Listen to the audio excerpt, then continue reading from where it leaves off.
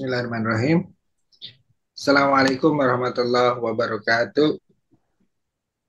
Assalamualaikum warahmatullahi wabarakatuh. Alhamdulillah. Nahmaduhu wa nasta'inuhu wa nastaghfiruh. Wa na'udzubillahi min syururi anfusina wa min sayyiati a'malina. May yahdihillahu fala mudhillalah wa may yudhlil fala hadiyalah. Asyhadu an la ilaha illallah wa asyhadu anna Muhammadan abduhu wa rasuluh. Allahumma sholli ala Muhammad wa ala ali Muhammad fil alamin innaka Hamidum Majid. Rabbi shrah li sodri wa yassir li amri wa hlul 'uqdatam min lisani yafqahu qawli amma ba'd.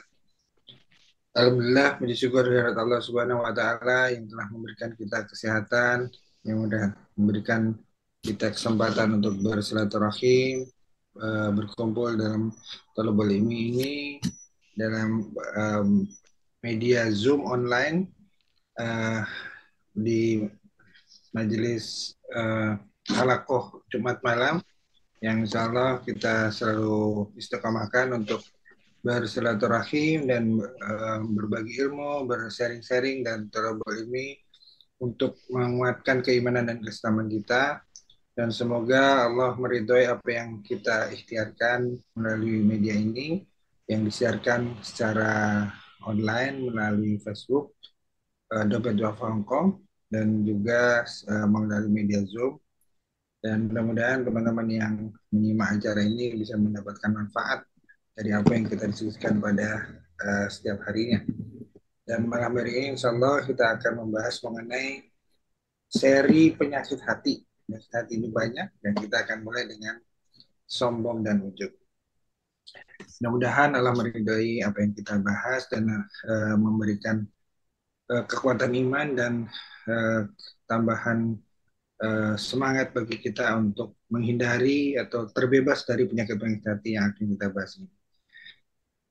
Salam salawat semoga tetap tercurah untuk junjungan kita Nabi besar Muhammad Sallallahu Alaihi Wasallam, keluarganya, tabiin, para sahabat, para alim ulama, dan para umat Islam yang berjuang agamanya, dan semoga kita termasuk dalamnya, dan semoga kita juga mendapatkan syafaat dari baginda Nabi Muhammad Sallallahu Alaihi Wasallam di yaumul akhir nanti. Amin amin ya rabbal alamin. Teman-teman sekalian, sudah hadir di sini secara online Ustadz Fajar, Ustadz Brother Didi, dan Ustadz Husnul yang akan menyampaikan materi pada hari ini. Dan insya Allah teman-teman yang juga akan bergabung. Dan juga salam untuk teman-teman yang di Facebook Dompet Alfa Hongkong yang sudah menyimak, baik secara online langsung maupun offline dari rekaman ini. Marilah kita simak bersama apa yang akan disampaikan oleh Ustadz Husnul mengenai penyakit hati ini, yang kita awali, ini akan seri yang banyak nanti, dan kita akan awali dengan salah satu sifat yang paling utama, yaitu yang penyakit hati yang paling utama, yaitu sombong atau ujub. Dan sebelum kita memulai paparan beliau, marilah kita buka dulu dengan sama-sama membaca basmalah. Bismillahirrahmanirrahim. Selanjutnya, kepada Ustadz Husnul untuk menyampaikan paparannya. أعوذ Fadal. بالله أعوذ بالله من الشيطان الرجيم بسم الله الرحمن الرحيم السلام عليكم ورحمة الله وبركاته. Waalaikumsalam Wabarakatuh. warahmatullahi warahmatullahi wabarakatuh. wabarakatuh. الحمد لله رب العالمين والصلاة والسلام على سيد المرسلين محمد بن عبد الله وعلى آله وصحبه أجمعين وبعد. قول الله تبارك وتعالى في كتابه الكريم أعوذ بالله من الشيطان الرجيم بسم الله الرحمن الرحيم ذكر فإن الذكرى تنفع المؤمنين وقال في آية أخرى وتزودوا فإن خير الزاد التقوى واتقون يا أولي الألباب. قال رسول الله صلى الله عليه وسلم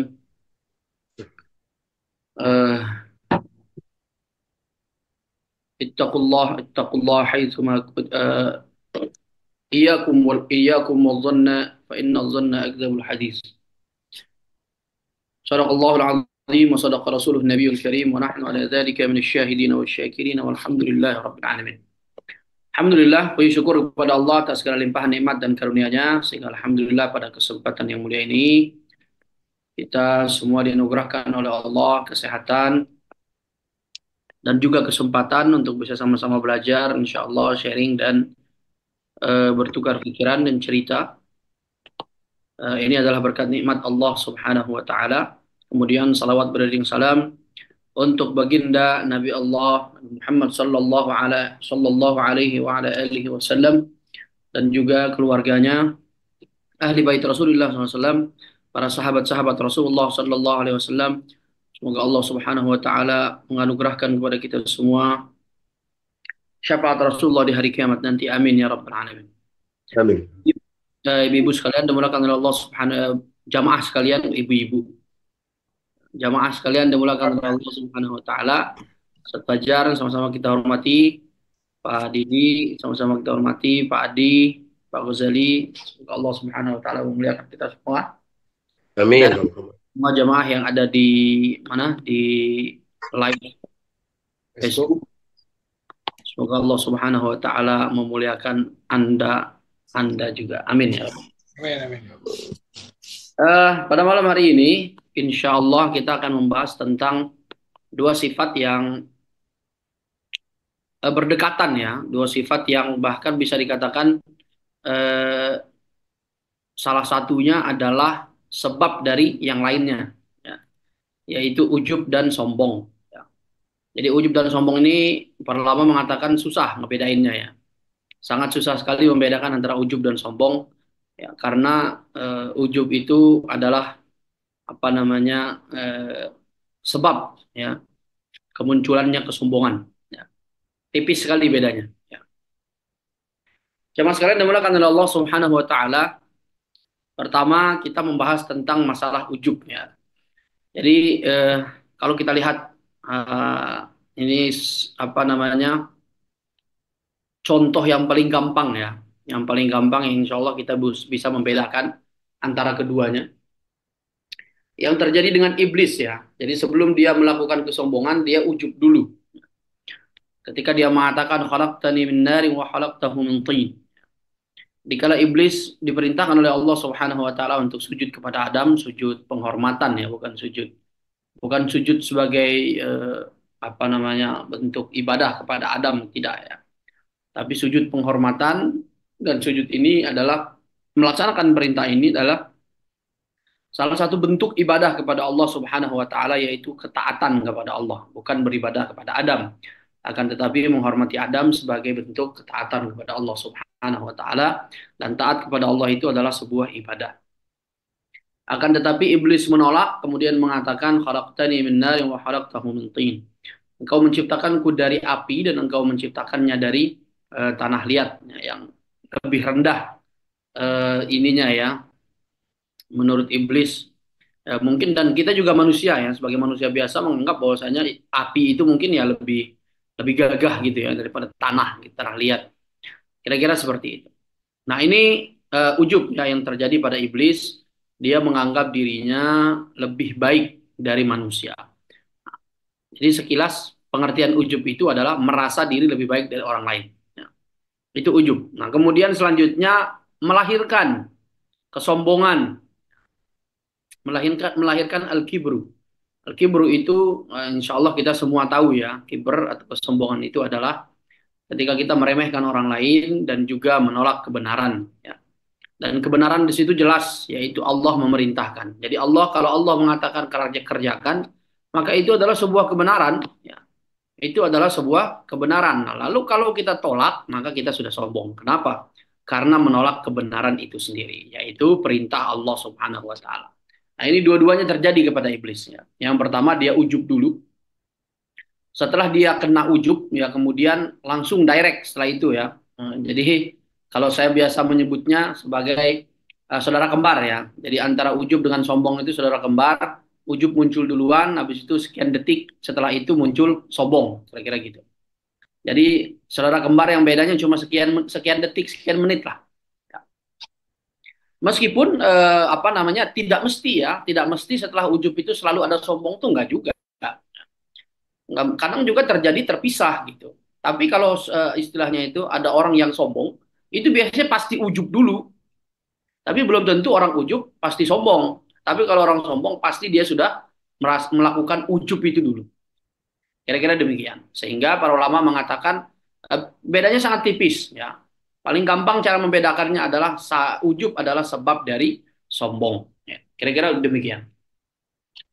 Nah, ini para ulama juga menjelaskan ya pengertian ujub itu adalah misalkan Al-Imam apa namanya Al-Ghazali mengatakan al-ujubu huwa isti'zamun ni'mati war rukunu ilaiha ma'a nisyani idhafatiha ila al-mun'im. Ya. Ujub itu adalah dia menganggap ya seseorang yang menganggap besarnya nikmat ya luar biasanya nikmat dan menyandarkan diri hati dan diri kepada nikmat tersebut ya ma'anisyani idhafatiha ila al-mun'im dengan di saat yang sama dia lupa untuk menyandarkan apa namanya nikmat atau kelebihan yang dia miliki ini kepada yang menganugerahkan nikmat tersebut yaitu Allah Subhanahu wa taala. Jadi ujub itu ada perasaan itu ya, perasaan menganggap bahwasanya sesuatu yang dia miliki itu lebih daripada orang lain ya dan lupa bahwasanya itu adalah milik Allah Subhanahu wa taala. Jadi ujub itu demikian ya. Jadi ujub itu kita merasa kita punya sesuatu. Ya mungkin kadang memang kita punya gitu ya. Kalau kita nggak punya itu kan berarti apa itu? Kalau kita menganggap sesuatu yang nggak kita punya masuknya apa itu? Iddiaul ya bohong ya. Iddia apa namanya al-kizb jadinya ya, sombong ya, menganggap memiliki sesuatu yang dia tidak miliki gitu ya. Menganggap memiliki sesuatu yang dia tidak miliki. Ya, itu sombong berarti ngibul ya. Sementara ujub itu ya memang punya gitu, dia punya sesuatu yang tidak dimiliki oleh orang lain, akan tetapi dia lupa menyandarkannya kepada Allah. Dia tidak menyandarkannya kepada Allah. Ya seolah-olah dia dia sendiri yang memiliki itu karena apa namanya sebab dialah dia melakukan itu. Hasil usahanya dia aja ya. Ya kurang lebih seperti itulah. Jadi murni usaha dia gitu, murni karena kemampuan dia. Dia lupa bahwasanya itu adalah pemberian Allah Subhanahu wa taala. Nah, ini ujub. Jadi kata Imam Ghazali, ujub itu kira-kira seperti itu. Kalau kata Imam Al-Jurjani, Al-Hafiz Al-Jurjani, beliau mengatakan ujub huwa ibaratun an tasawwur istihqaq asy-syakhsi ratbatan la takunu mustahiqqan laha. Jadi kalau ini ya ini lebih parah lagi ya, mungkin hampir masuk kepada kesombongan ya. Jadi ujub itu adalah sebuah perasaan ya, sebuah perasaan atau anggapan bahwasanya seseorang itu berhak untuk memiliki sesuatu ya. Akan tetapi sebenarnya dia nggak berhak gitu ya. Jadi dia merasa dirinya ganteng padahal faktanya dia nggak ganteng gitu ya. Nah, ini hampir masuk ke kesombongan sih. Jadi kalau dari dua pengertian ini sebenarnya yang paling dekat adalah pengertian yang disampaikan oleh Imam Al-Ghazali, yaitu memiliki nikmat tertentu, kemudian dia menganggap dirinya lebih dari orang lain karena nikmat tersebut, dan dia lupa ya, menyandarkan nikmat itu kepada Allah Subhanahu Wa Taala. Nah ini ujub ya, dan itu terjadi kepada iblis ya laknatullah alaih, bahwasanya Allah Subhanahu Wa Taala bahwasanya dia menganggap dirinya lebih baik dari Adam alaihi salam. Kemudian jamaah sekalian dimulakan oleh Allah Subhanahu Wa Taala, terjadilah kesombongan dan Allah Subhanahu Wa Taala melaknat dia ya. Nah ini uh, pengertian ujub ya. Kemudian apa namanya selanjutnya adalah efek ya. Efek dari ujub itu sendiri apa sih? Ya, ya pastinya kalau efek-efek langsungnya adalah yang menghasilkan kesombongan. Ya, itu jelas ya. Nah ini ujub ini sangat berbahaya ya. Ini adalah kalau kata Imam Ibnu Mubarak, ujub ini salah satu apa namanya penyakit yang suka menimpa orang-orang soleh ya. Jadi ujub ini adalah salah satu penyakit yang gampang dan suka menimpa orang-orang yang soleh ya, meskipun kadang mereka nggak sampai pada taraf kesombongan gitu ya, nggak sampai pada sombong, tapi banyak orang-orang soleh yang terkena apa namanya ujub ya. Jadi kadang muncul gitu ya perasaan-perasaan bahwasanya dia memiliki sesuatu yang tidak dimiliki oleh orang lain, kemudian dia merasa lebih ya daripada orang lain akan hal itu. Dan kadang lupa gitu ya, lupa mengatakan alhamdulillah, lupa menyandarkan hal itu kepada Allah Subhanahu wa taala. Misal kemudian Ibnu Mubarak mengatakan bahwasanya eh, aku tidak, dan ini diriwayatkan oleh Imam Al-Baihaqi, aku tidak mengetahui pada orang-orang yang sholat perkara yang lebih buruk daripada ujub ya. Jadi ada orang-orang soleh itu banyak yang terkena penyakit ujub. Jamaah sekalian dimuliakan oleh Allah Subhanahu wa taala, ini penyakit ujub ya. Kemudian efeknya ya.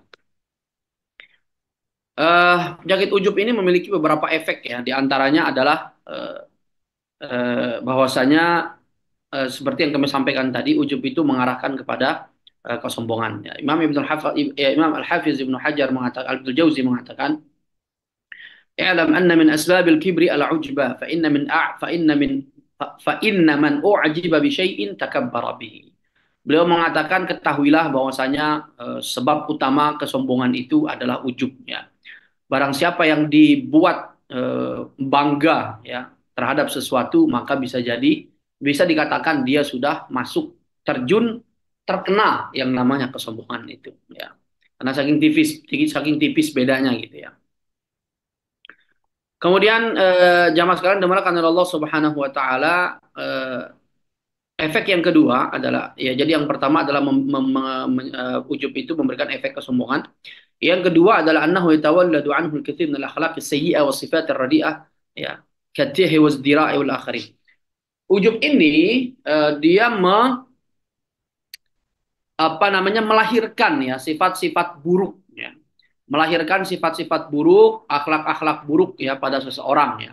Terutama di antaranya adalah selalu menganggap dirinya itu lebih dari orang lain dalam segala hal, dan dia bisa menganggap orang lain eh, lebih rendah dari dia ya. Ya, kesombongan itu tadi. Bahkan misalkan hampir semua orang yang dia temui, dia anggap dirinya lebih utama dari mereka, lebih jago, lebih hebat dari mereka. Nah, ini efek yang kedua dari ujub ya.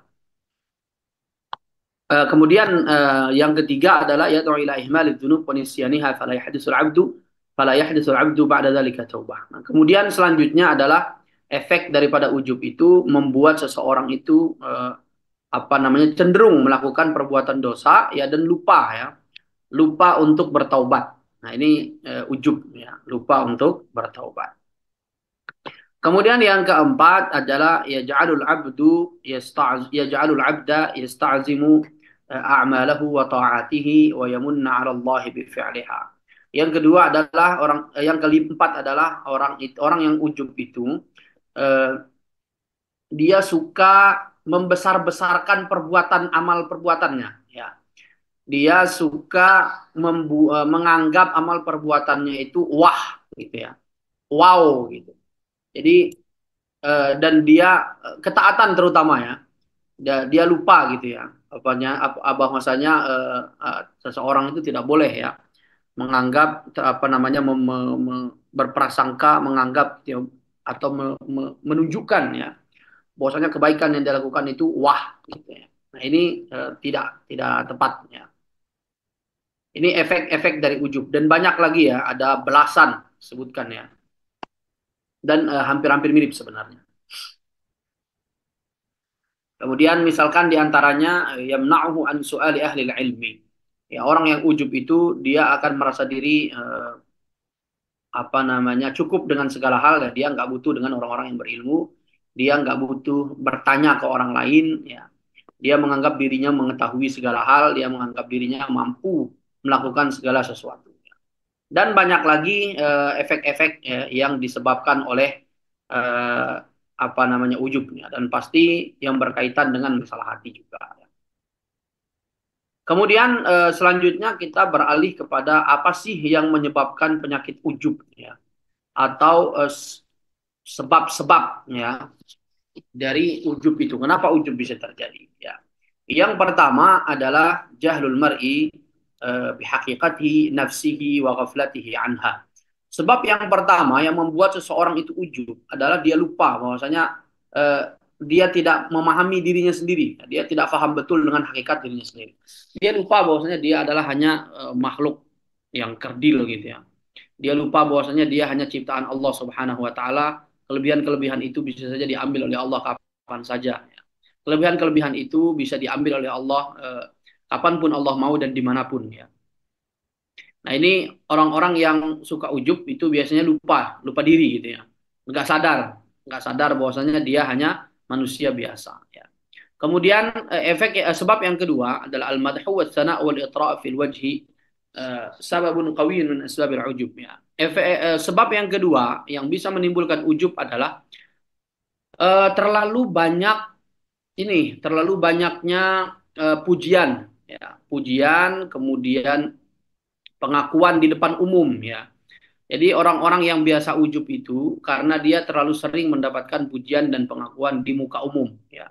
Makanya di mana di hadisnya ini efek-efek dari suka memuji orang di tempat umum ya, terlalu berlebihan maksudnya. Terlalu berlebihan memuji orang di muka umum itu bisa membuat hati dia rusak ya. Makanya Rasulullah Shallallahu Alaihi Wasallam pernah bersabda ya, apabila orang itu memujimu di muka umum, kata Rasulullah di hadisnya secara spesifik, maka lemparlah wajahnya dengan pasir, kata Rasulullah. Karena apa? Ya karena itu tadi, ya orang yang suka terlalu banyak memuji orang lain di muka umum itu bisa membuat rusak hati seseorang, ya, bisa membuat dia lupa ikhlas terhadap amal perbuatannya. Jadi dia akan menganggap ya begitulah, ya akan bertambah ya kebanggaannya, keujubannya itu akan bertambah seiring bertambahnya pujian dan sanjungan dari orang lain. Maka kita berdasarkan ini kita dilarang oleh Rasulullah SAW terlalu memuji orang lain ya, apalagi melebihi kapasitasnya. Ya. Nah ini repot. Ya. Sekali dua kali boleh lah gitu, tapi kalau sering-sering jangan. Gitu ya. Kira-kira seperti apalagi dalam satu occasion, dalam satu kegiatan gitu ya, memuji satu orang sampai berkali-kali gitu ya, terus-terusan setiap ngomong dipuji terus misalkan. Nah ini nggak bagus ya. Sebagai contoh misalkan pernah itu ya ibu-ibu, saya juga bahas ini di ibu-ibu di kajian online, ada yang tanya begini, Ustadz itu gimana dengan orang-orang yang kita kalau ngaji gitu ya, ketika orang kan biasa tuh orang ketika ngaji a'udzubillahi minasyaitonirrajim ya langsung Allah gitu ya. Jadi setiap potongan ayat itu dibilangin Allah gitu. Kalau kita biasa kan di mana di dunia per-MTQ-an ya, dunia tilawah itu biasa kita menggunakan Allah, mungkin Bapak-bapak pernah dengar ya. Jadi ada orang ngaji, ada orang bilang Allah gitu ya. Jadi maksudnya memuji bacaannya gitu. Nah, kita di dunia MTQ ya, musabaqah tilawatil Quran, tilawah mujawad itu, kita mengucapkan Allah itu dikala qori atau qoriah itu mereka mengeluarkan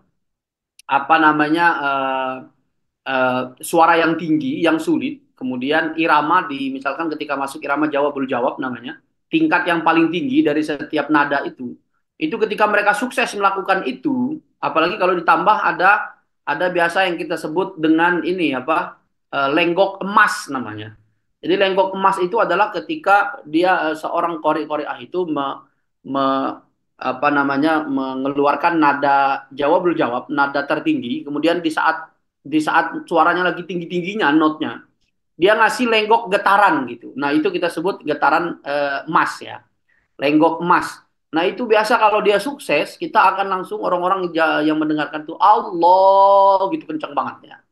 Jadi sebagai bentuk pujian. Perlu contoh ini. Kira-kira begitu ya. Jadi, ada jamaah yang nanya nih, itu gimana Ustadz gitu ya. Bagaimana? Apakah ada landasan dalilnya mengucapkan Allah gitu ya? Kalau saya jawab nggak ada landasan dalilnya gitu, nggak ada landasan dalilnya. Dan ini kalau bisa jangan sering-sering gitu, nggak bagus karena bisa berefek itu ya, berefek membuat orang itu masuk setiap ayat gitu, batu auzubillahi minasyaitonirrajim Allah, bismillah Allah. Padahal yang dibaca pun salah-salah gitu ya. Bacaannya salah-salah diallahin misalkan contoh ibu-ibu di jamaah ya, ya wajar ya. Kira-kira seperti itu. Nah, ini akan membuat hati orang itu rusak ya. Kalau terlalu, ya mungkin dia nggak bilang, wih bagus banget gitu, nggak. Cuma mengucapkan Allah. Tapi kan orang tahu gitu, ini adalah sebagai bentuk pujian gitu terhadap bacaan yang dia baca, setiap ayat yang dia baca. Sehingga membuat hati dia itu rusak. Membuat, ya mungkin sekali dua kali di awal mungkin enggak. Tapi kalau terus-terusan ya pasti akan berefek gitu. Dan iblis itu akan memanfaatkan segala cara untuk membuat hati kita itu, niat kita itu rusak. Ya. Kira-kira seperti itu. Ini efek sebab yang kedua yang membuat seseorang itu terjerumus ke dalam ujub. Ya. Kemudian yang ketiga misalkan ومما يوصل الإنسان إلى العجب بنفسه قارنته لنفسه بمن هو دونه في العمل والفضل. Sebab yang ketiga, ya ini juga banyak terjadi ya pada pada kita orang orang beriman ya, kaum muslimin. Sebab yang ketiga yang membuat seseorang itu ujub adalah dia sering membedakan antara dirinya dengan orang lain yang memang faktanya kondisinya itu lebih rendah dari dia. Ya misalkan dalam masalah ilmu misalkan ada dua orang ya, ada orang yang membandingkan dirinya dengan orang lain, yang orang lain itu lebih rendah ilmunya dari dia. Nah ini sering-sering melakukan hal ini itu bisa membuat seseorang itu ujub ya. Bahkan kalau terus-terusan akan bisa mengantarkan dia pada kesombongan. Ya, setiap dia melihat orang yang dia bandingin itu, dia akan menganggap dia remeh gitu ya. Setelah menganggap dia remeh, maka sudah masuk pada garis kesombongan itu. Dan ini, walaiyazubillah, haram ya. Nggak boleh kira-kira gitu. Misalkan di hadis Abu Hurairah radhiyallahu taala anhu ya Rasulullah SAW pernah bersabda ya. Idza qala ar-rajulu halakan nasu fahuwa ahlakuhum ya. Ketika seorang laki-laki mengatakan bahwasanya seseorang itu dia telah celaka, dia telah bermasalah gitu. Jadi karena dia menganggap kurangnya pengetahuan, kurangnya ilmu, karena tidak memiliki sesuatu yang dia miliki, kata Rasulullah, maka dia sebenarnya lebih celaka, kira-kira gitu. Nah, ini apa namanya larangan ya kita apa namanya menganggap orang lain yang celaka itu lebih rendah dari kita. Ya belum tentu ya, belum tentu. Siapa tahu dia memiliki kelebihan tapi tidak ditunjukkan. Kemudian ini efek yang ketiga ya, banyaknya apa namanya sering-sering ya orang-orang yang sering membandingkan dirinya dengan orang yang lebih rendah dari dia kondisinya, itu akan menghantarkan kepada ujub dan tembus kepada kesombongan. Kemudian yang keempat ya di antara sebab-sebab itu adalah an-nasy'atu wat tarbiyah. Ini juga ya. Kurangnya apa namanya pendidikan ya ketika seseorang itu masih kecil gitu ya. Ketika dia dalam proses pertumbuhan ya dia apa namanya kurangnya pendidikan dari kedua orang tuanya untuk menghargai orang lain. Nah, ini bisa berefek pada ketika sudah gede gitu. Ada yang ke bawah ya, ke bawah ujub sampai besar. Kemudian ar-rifqatu was-suhbatu sababun min asbabil ajab bin nafs. Di antara sebab yang lain adalah terlalu banyak bergaul dengan orang-orang yang memang ya orang-orang yang kerjaannya itu pamer-pamer gitu ya. Yang suka pamer-pamer sesuatu yang mereka miliki, mereka ujub juga. Nah, itu bisa memberikan efek orang itu juga ujub ya karena apa circle-nya gitu ya. Jadi circle-nya bukan circle tawaddu ya, tapi circle ujub ya. Maka dia juga akan terkena ya. Kemudian selanjutnya misalkan eh, apa qillatun nasihah ya, sedikitnya dia mendengarkan nasihat kebaikan ya. Jadi eh, kenapa disebut orang apa namanya ujub ini sebagai penyakitnya orang soleh ya? Orang-orang soleh, misalkan ya ustadz-ustadz, kiai-kiai gitu ya, kan biasanya mayoritas kan itu memberikan nasihat kepada orang lain, gitu ya, ceramah ke orang lain, ya, ceramah ke orang lain, nasihat ke orang lain, ya ngasih tahu orang lain. Nah, dia lupa ngasih tahu dirinya sendiri, gitu ya, atau kurang kurang ikut pengajian, gitu ya. Jadi sering memberikan pengajian, tapi dia lupa untuk mendapatkan pengajian, nah, kira-kira gitu. Jadi dia lupa untuk apa namanya memposisikan dirinya sebagai orang-orang yang harus mendapat nasihat. Ya, jadi lupa gitu ya. Lupa yang kemudian berujung kepada terkena ujub ini kira-kira gitu. Jadi kurang nasihat. Jadi seringnya menasehati tapi lupa diri untuk dinasehati atau mencari nasihat dari orang lain. Nah, dan banyak lagi sebab-sebab ya di kitabnya sampai belasan ya disebutkan sebab-sebab yang membuat seseorang itu ujub ya. Kemudian terakhir Ibu jamaah sekalian kita masuk ke dalam hal-hal yang bisa membebaskan kita dari ujub ya. Yang pertama diantaranya adalah sesuatu yang bisa kita lakukan ya yang bisa membebaskan kita daripada ujub. Nah, yang pertama adalah apa namanya al-muhasabah ya, yaitu evaluasi diri ya. Kita menganggap ya, bukan menganggap ya, melihat kembali kepada diri kita, fakta hakikat kita sebagai manusia, ciptaan Allah Subhanahu wa taala ya, kita nggak punya sesuatu ya. Ma fi syai' ya. Kita nggak punya sesuatu yang bisa kita istilahnya itu pertahankan gitu ya untuk waktu yang lama semau kita gitu. Nggak ada. Semuanya adalah milik Allah. Faktanya semua kalau Allah mau kapan aja Allah ngambil ya sesuatu yang kita miliki ya udah hilang begitu aja gitu ya. Hilang begitu saja. Jadi kita menyadari hakikat diri kita sebagai manusia yang tidak memiliki apa-apa, yang lahir dalam keadaan ya nothing ya, nggak bawa apa-apa, cuma nangis gitu, telanjang gitu ya.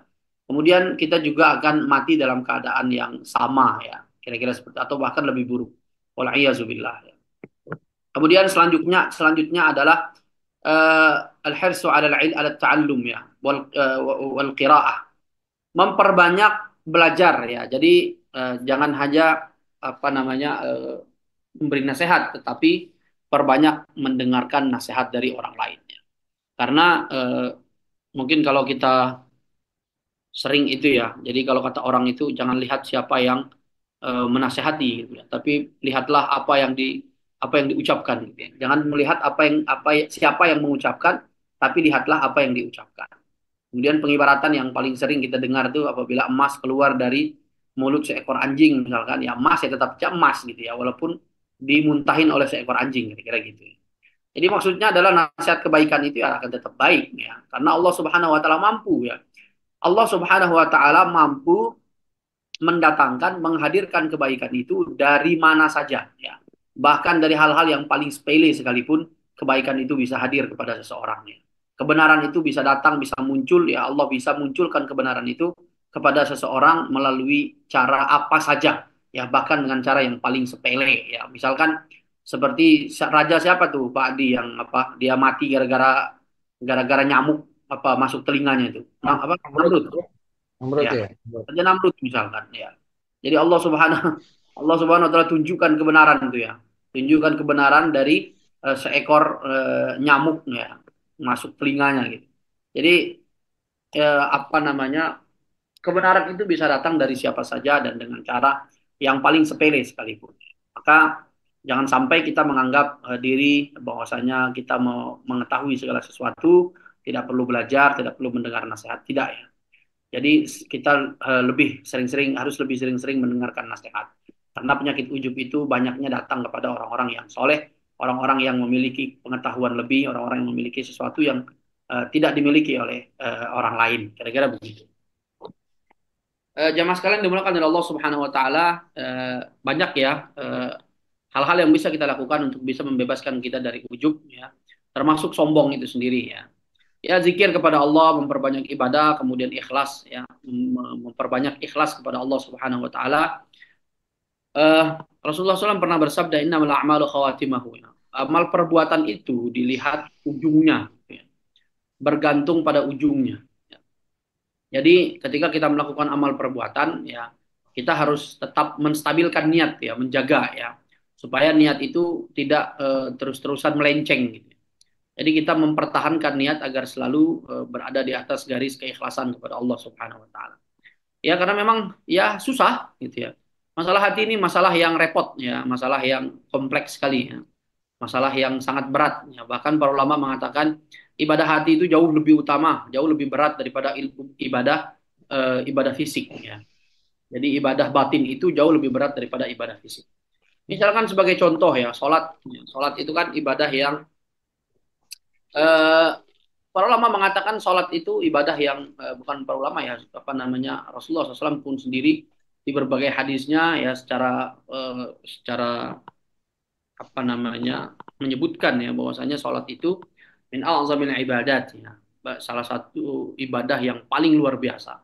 Kemudian para ulama menjelaskan ya kenapa sholat itu menjadi ibadah yang sangat luar biasa. Di antaranya adalah dalam sholat itu ya semua ibadah fisik itu semua fisik itu beribadah ya dalam sholat ya.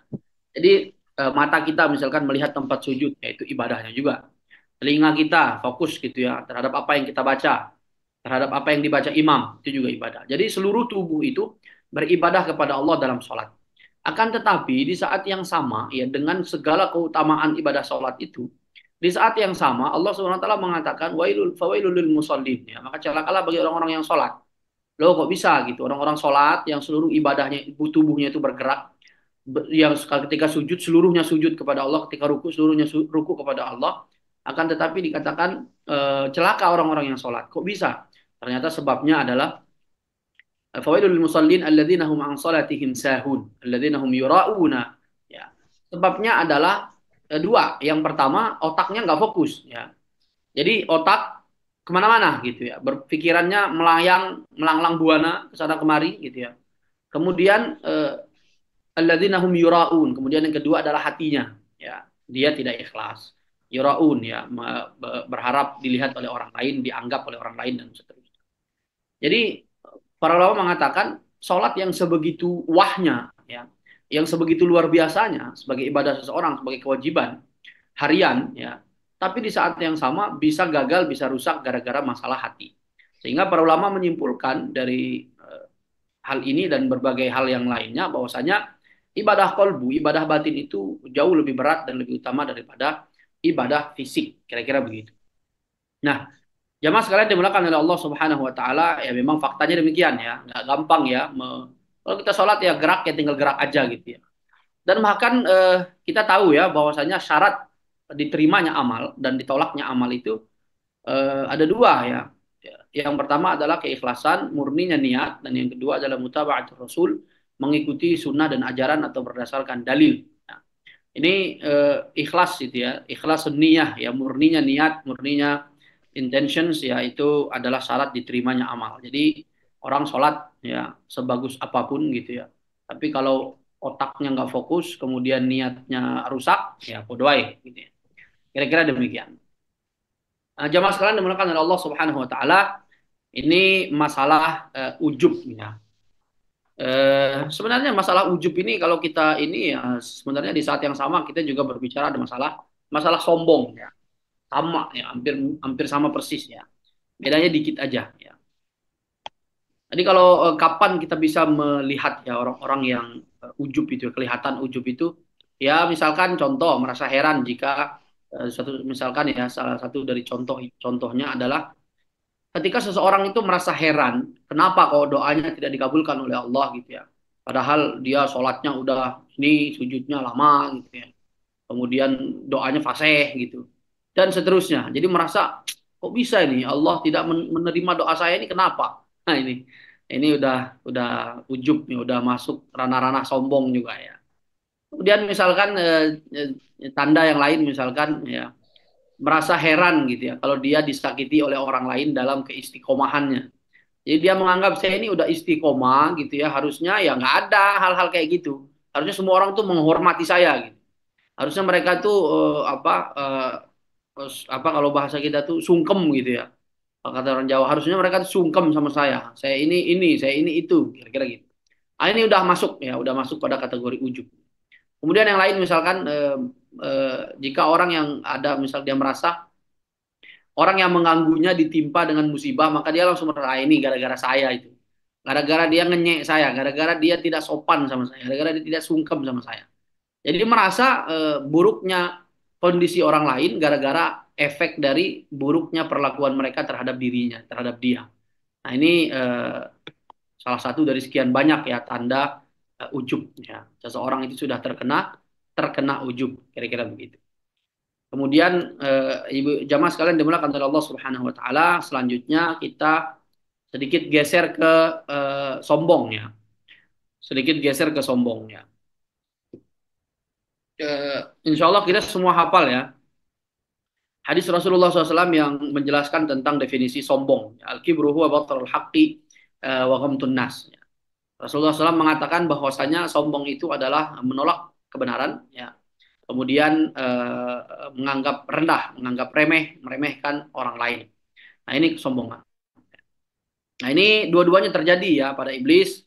Dia meremehkan Nabi Adam alaihissalam, kemudian dia menolak perintah Allah Subhanahu wa taala. Maka ini sudah masuk dia sudah mengerjakan dua sisi, dua syarat, dua inti core dari kesombongan itu ya. Maka jamaah sekalian dimulakan oleh Allah Subhanahu wa taala, sombong adalah menolak perintah-perintah Allah, menolak kebenaran, menolak nasihat yang tersampaikan kepada kita, kemudian kita meremehkan orang lain. Nah, ini sombong, dan sombong tidak perlu kita sebutkan lagi kira-kira ya, bagaimana Allah Subhanahu wa taala Allah dan Rasulnya memberikan peringatan ya yang banyak kepada kita tentang hal-hal yang berkaitan dengan sombong ya. Misalkan ya, nggak masuk surga ya, nggak mencium bau surga, orang yang ada kesombongan dalam hatinya sebesar biji sawi. Gitu ya. Ya, memang faktanya nggak ada yang bisa kita sombongkan, nggak ada sesuatu yang bisa kita kita sombongkan di dunia ini. Segalanya milik Allah Subhanahu Wa Taala, dan akan kembali kepada Allah Subhanahu Wa Taala. Baik, jamaah sekalian dimulakan oleh Allah Subhanahu Wa Taala. Mungkin sekian ya yang kita bisa sampaikan ya. Sombong dengan ujub hampir sama ya, hampir sama pembahasannya antara kedua ini. Baik itu efek dari ujub dan sombong, kemudian sebab-sebab terjadinya juga ya hampir sama ya. Kemudian cara-cara kita untuk membebaskan diri juga ya, kira-kira hampir sama. Baik, sekian jazakumullah khairul jaza. Selanjutnya mungkin kita beralih ke diskusi dan tanya jawab, dan juga tambahan ya dari Ustadz Fajar, dari Ustadz Didi, dari Pak Adi, Pak Andri, Pak Prof Fatwa, Mas Hasan, ada Mas Hasan ini. Kemudian Al-Imam, Imamul Ummah, Imam Al-Ghazali ya. Allah boleh menambahkan. Baik, jazakumullah khairul jaza wa akhiru da'wana alhamdulillahi rabbil alamin. Alhamdulillah, terima kasih Ustaz. Cuma koreksi aja dikit, itu Hujatul Islam. Hujatul Islam. Hujjatul Islam, Imam Al-Ghazali. Jadi ujub dan sombong saya kira sama ya, ternyata beda. Ini ujub bagian dari apa? Sombong adalah akibat dari ujub, diawali dari ujub dulu ya. Ujub berarti kalau diterjemahkan ujub itu membanggakan diri ya, membanggakan diri dan menganggap rendah orang lain, sehingga akhirnya jadi sombong. Tadi sudah disampaikan penyebabnya, dan yang utama adalah bagaimana kita menghindari dari ujub dan sombong ini. Ada 3 tadi Ustaz ya. Pertama bersyukur pada Allah. Tadi Ustaz yang kuncinya 3 tadi tuh. Apa itu Pak? Tandanya atau ya, yang biar terhindar dari sifat ujub ini dan sombong. Terhindar dari sifat ujub, yang pertama adalah mengenali diri. Mengenali diri.